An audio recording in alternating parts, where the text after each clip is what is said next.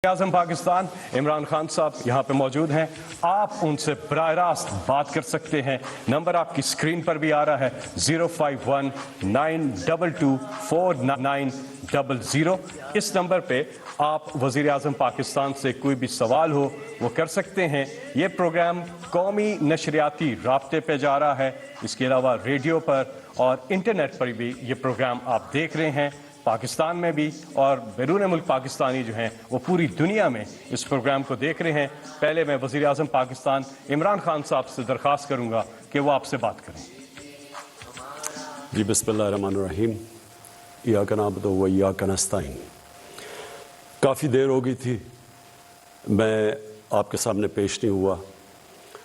मेरी कोशिश तो ये थी कि तकरीबन हर महीने 2 महीने के बाद मैं इसी तरह आपके सवालात लूँ और आपके सामने आऊँ, और कई इश्यूज़ लोगों के सामने आते हैं जिनके जवाब वो मेरे से सुनना चाहते हैं। असूलन तो ये मुझे पार्लियामेंट के अंदर जवाब देने चाहिए, लेकिन बड़ी बदकिस्मती है हमारी कि पार्लियामेंट में वो मुझे बोलने नहीं देते, वो शोर मचा देते हैं। एक पूरा NRO का वहाँ एक क्राउड बैठा हुआ है जो कि NRO अगर नहीं दोगे तो आप बोल नहीं सकते, तो इसलिए मैं वहाँ बात नहीं कर सकता। तो इसलिए मैं आज आपके सामने हूँ और मैं मुंतज़िर हूँ आपके सवालात का। मैं इसलिए भी आपके सामने हूँ कि देखें, अल्लाह ने ये जो पाकिस्तान बनाया है ये एक बड़ी अजीम ख्वाब का नाम है। ये बार बार मैं कहता हूँ। इसके जो हमारे नज़रियाती लीडर इल्लामा इकबाल, उनका ये ख्वाब थी कि एक ऐसी रियासत बने जो सारी मुसलमान दुनिया उस रियासत को देख के समझे कि असल में इस्लामी फलाई रियासत क्या होती है। मैंने अभी पिछले दिन मज़मून लिखा मदीना की रियासत के ऊपर, तो कोई हमारे जो मुखालिफ थे उन्होंने ये कहा कि ये दीन के पीछे छुप रहा है। मैं आपको वाज़ेह कर दूं कि मेरी तरह के आदमी को पॉलिटिक्स में आने की कोई ज़रूरत नहीं थी। अल्लाह ने मुझे सब कुछ दे दिया था जब क्रिकेट के बाद, और मेरे पास तो सब कुछ था, किसी चीज़ की कमी नहीं थी। और कोई और पॉलिटिशियन वो यानी उसको कोई जानता नहीं था पॉलिटिक्स से पहले, किसी का कोई नाम नहीं था। तो मैं तो आया इसलिए था। और जो 25 साल पहले आप हमारा नज़रिया देखें तहरीक इंसाफ का, वाज़ेह तौर पे हमारा गोल लिखा हुआ है, हमारा मंशूर, हमारा नज़रिया इस्लामी फलाई रियासत, जो कि पाकिस्तान के ऑब्जेक्टिव रेजोल्यूशंस में हमारे जो पहले फाउंडिंग फादर्स थे उन्होंने ऑब्जेक्टिव रेजोल्यूशन में लिखा था इस्लामी फलाई रियासत, और वो मदीना की रियासत के ऊपर बेस है। तो लिहाजा ये तो 25 साल से मैं एक ही चीज़ कह रहा हूँ। पीछे से उठा के देख ले कोई भी कि पहले दिन से और जब तक इक़्तिदार मिला, मैंने हमेशा ये कहा है कि हम कोई एशियन टाइगर बनाने नहीं जा रहे, हम कोई लाहौर को पेरिस बनाने नहीं जा रहे। हम तो इस मुल्क को जिस वजह से ये मुल्क बना था, जो हिंदुस्तान के मुसलमानों ने भी पाकिस्तान को वोट दी थी जबकि पता था कि उन्होंने पाकिस्तान का हिस्सा नहीं बनना, क्योंकि वो ख्वाब थी कि हम एक मिसाल पैदा करेंगे। तो मेरा तो सारी स्ट्रगल ही वो है।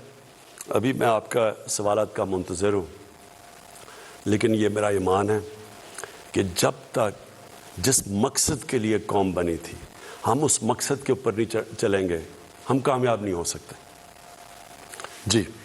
जी, गुजारिश आपसे ये है कि आप जब कॉल करें अपनी बात को मुख्तसर रखिए ताकि ज़्यादा से ज़्यादा हम कॉलर्स को प्रोग्राम में शामिल कर सकें। हमारे साथ प्रोग्राम के पहले कॉलर। जी अस्सलाम वालेकुम। वालेकुम सलाम। जी आप प्राइम मिनिस्टर साहब से मुखातिब हैं, बात कीजिएगा। जी, मैं रावलपिंडी से सईदा नाज बात कर रही हूँ और मैं एक हाउस वाइफ हूँ। मैं वज़ीर आज़म साहब से महंगाई पे सवाल करना चाह रही हूँ। वज़ीर आज़म साहब, पिछले साल इसी प्रोग्राम में महंगाई के सवाल पे जवाब पर आपने बोला था कि बहुत जल्द महंगाई पे काबू पा लिया जाएगा। अभी साल होने को है मगर महंगाई डबल हो गई है। शायद आपको असल सूरत हाल नहीं बताई जाती। आप और कुछ नहीं कर सकते तो प्लीज़ ऑनलाइन जाकर आटे की और दाल की कीमतें चेक कर लें और हमें बता दें कि अब तो हमें घबरा लेना चाहिए। जी शुक्रिया। देखें, पहली चीज़ तो मैं आपको एक बात बता दूं آج کل ہے انفارمیشن ٹیکنالوجی اور موبائل فونز کا زمانہ. میں جب صبح 1 گھنٹہ اٹھتا ہوں، 1 گھنٹے کے اندر اپنے موبائل پہ مجھے ساری انفارمیشن مل جاتی ہے کہ ملک میں کس طبقے کے اوپر کیا گزر رہی ہے. تو میں آپ کو پھر سے یہ کہہ دوں کہ یہ سب سے بڑا میرے لیے، اگر آپ کہنا کہ ایک چیز جو مجھے کئی دفعہ راتوں کو جگاتی ہے، وہ صرف مہنگائی ہے. اور مہنگائی کا صرف میں اب آپ کو سمجھانا چاہتا ہوں کہ دیکھیں، مجھے کئی دفعہ بڑا افسوس ہوتا ہے. ہمارے پاس بڑے اچھے اس ملک میں صحافی ہیں، ہمارے پاس ہم بڑے خوش قسمت ہیں کہ ہمارے پاس ایک ایسی بھی جرنلزم ہے جو کہ بڑا لوگوں کو انفارم کرتی ہے، لوگوں کو آگاہ کرتی ہے ملک کے صورتحال سے. لیکن بدقسمتی سے ایسے بھی ہیں جو سارا وقت مایوسی پھیلا دیتے ہیں.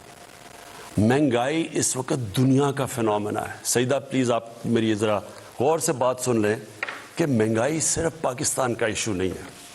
اب میں آپ کو بتاؤں 2 قسم کی مہنگائیاں ہوئیں.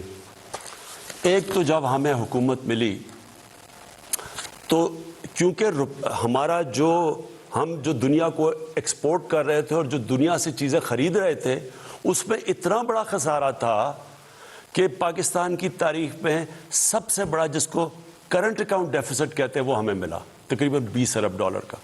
اس کا مطلب کیا ہوا کہ سارا پریشر روپے پہ پڑ گیا کیونکہ ڈالر کم ہو گئے. ڈالر کی آخر میں قیمت اوپر جانی تھی.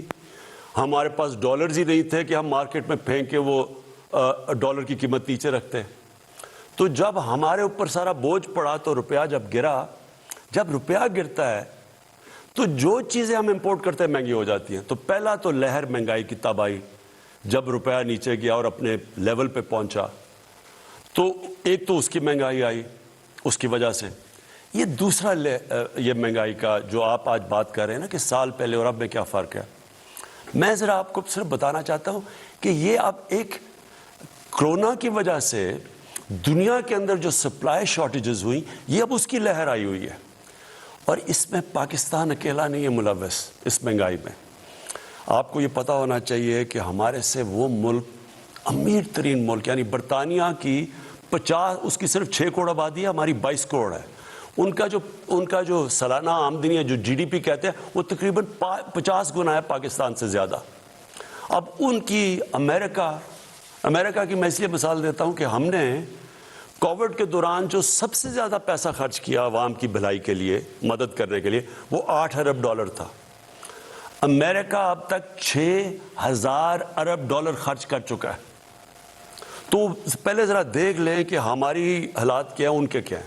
اب میں صرف آپ کو یہ بتانا چاہتا ہوں کہ ان ملکوں کے اندر کیا گزر رہی ہے. پہلے یہ ورلڈ فوڈ پرائسز، یہ اس وقت دنیا میں 10 سال سب سے زیادہ مہنگائی ہے. امریکہ کے اندر یہ ہیڈ لائن ہے 40 سال میں سب سے زیادہ مہنگائی ہے. جاپان کی دسمبر ہول سیل انفلیشن، یہ رائٹرز کے مطابق، یہ ان کی 20 سال میں جاپان میں مہنگائی آئی ہے. پام آئل جو کہ گھی مہنگا ہو گیا ہے، یہ دنیا کے اندر ریکارڈ اوپر چلا گیا. بدقسمتی سے ہمیں امپورٹ کرنا پڑتا ہے. یہ جو ہمارا گھی ہے 75% امپورٹ ہوتا ہے. اس کا ریکارڈ قیمتیں دگنی سے بھی اوپر چلی گئی ہیں. پھر جناب جس طرح میں نے آپ کو شروع میں کہا کہ ان کا 50 گنا زیادہ ان کی دولت ہے ہمارے سے، ان کی جو GDP ہے ہمارے سے. 30 سال میں سب سے زیادہ برطانیہ کے اندر مہنگائی ہے. فرانس کے اندر 13 سال میں سب سے زیادہ ان کے مہنگائی آئی ہے. جرمنی کی جو انفلیشن ریٹ ہے وہ 30 سال میں سب سے زیادہ ہے.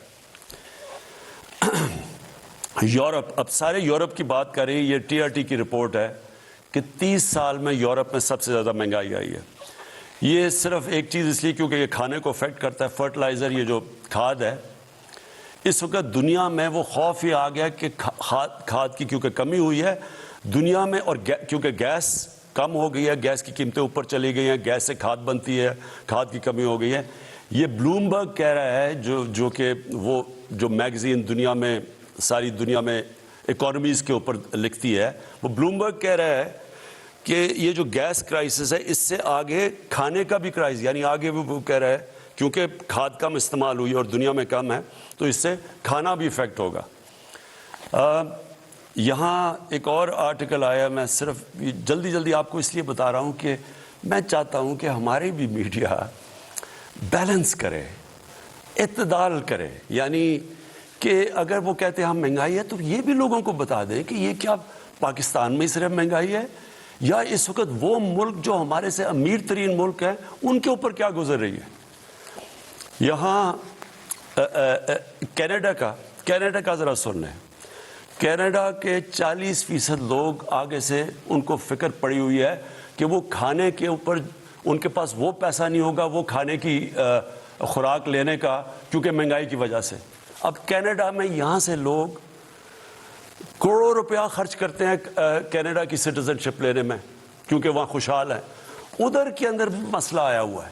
تو میں صرف یہ آپ کو یہ کہنا چاہتا ہوں کہ دیکھیں, پہلے تو ایک سمجھ جائیں کہ جو کرونا ہے, جو کرونا کی پینڈیمک ہے, یہ ایک صدی میں 100 سال میں اتنا بڑا کرائسس آیا ہے دنیا کا. یہ اس میں ساری دنیا متاثر ہوئی ہے, ساری دنیا میں غربت بڑھی ہے. امریکہ کے اندر جو جس طرح 6 ہزار ارب ڈالر خرچ کیا انہوں نے کرونا کے ایفیکٹس دور کرنے کے لیے, وہاں لائنیں لگی ہوئی ہیں لوگوں کی کھانے کی چیزیں لینے کے لیے. تو دیکھیں ہم اس کا حصہ ہیں. جو چیز ہم امپورٹ کرتے ہیں وہ افیکٹ ہو گیا. تیل کی قیمت دگنی ہو گئی ہے, بلکہ میں دیکھ رہا تھا کہ وہ شاید اور اوپر چلی جائے. تو اس کا امپیکٹ پڑتا ہے ساری سوسائٹی پہ. بجلی پہ پڑتا ہے, تیل مہنگا ہوتا ہے, ٹرانسپورٹ پہ پڑتا ہے, مہنگی ہے. اور پھر اب میں آپ کو ایک اور, کیونکہ مہنگائی بہت بڑا سبجیکٹ ہے, اس کے اوپر میں صرف 2 منٹ اور آپ کے لینا چاہتا ہوں. پاکستان کے اندر سب سے زیادہ جو مہنگائی کا امپیکٹ کون سے طبقے کو ہوا ہے؟ تنخواہ دار طبقے کو. تنخواہ دار طبقہ بدقسمتی سے جن کی سیلریز ہیں, جیسے جیسے مہنگائی ہوئی ہے یہ متاثر ہوا. لیکن میں آپ کو دوسری طرف یہ بتا دوں کہ کیونکہ پاکستان کے اندر اس وقت اللہ کا کرم ہے کہ ہماری گروتھ ریٹ بڑی ہے, اس کے اوپر میں بعد میں بات کروں گا. ہماری انڈسٹری کیونکہ سب سے زیادہ پرفارم کر رہی ہے, مزدوروں کے حالات بہتر ہوئے ہیں, کسانوں کا سب سے جو آدھی آبادی ہماری دیہات میں رہتی ہے, کبھی کسانوں کے پاس اتنا پیسہ نہیں آیا. ان کی جو انکم ہے ہم دیکھ 73% ان کی انکم کے اندر ان کی آمدنی میں اضافہ ہوا ہے, کیونکہ جو 4 بڑی فصلیں ہیں وہ ریکارڈ ہوئی ہیں, ان کو قیمت بھی ریکارڈ ملی ہے.